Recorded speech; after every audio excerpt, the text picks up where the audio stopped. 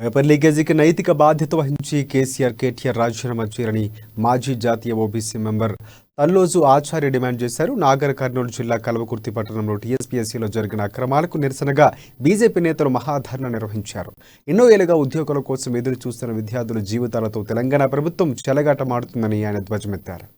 ఉద్యోగ లీకేజ్ వ్యవహారం పైన రాష్ట్ర ప్రభుత్వం వ్యవహరించిన తీరుకు నిరసనగా ఈ రాష్ట్ర ముఖ్యమంత్రి నైతిక బాధ్యత వహించి రాజీనామానికి ఐటీ శాఖ మంత్రులు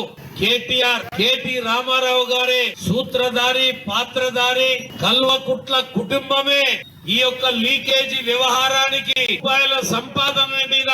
ఆశపడి తెలంగాణ ప్రజల యొక్క నిరుద్యోగ యువకులని బలి తీసుకోవాలని బలిపీఠం ఎక్కియడానికి ప్రయత్నం చేసిన కేటీఆర్ ఇద్దరు రాజీనామా చేయాలని ఇవాళ కల్వకుర్తి ప్రాంతంలో కల్వకుర్తి గడ్డ మీద నినదిచ్చినటువంటి అనేక మంది పెద్దలు రాజేందర్ గారు కావచ్చు, సదానందం గారు కావచ్చు, ఉద్యోగ లీకేజీ వ్యవహారం పైన రాష్ట్ర ప్రభుత్వం వ్యవహరించిన తీరుకు నిరసనగా ఈ రాష్ట్ర ముఖ్యమంత్రి నైతిక బాధ్యత వహించి రాజీనామానికి ఐటీ శాఖ మంత్రులు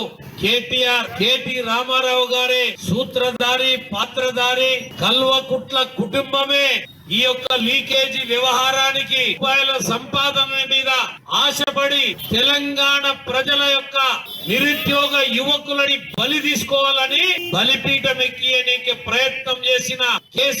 కేటీఆర్ ఇద్దరు రాజీనామా చేయాలని ఇవాళ కల్వకుర్తి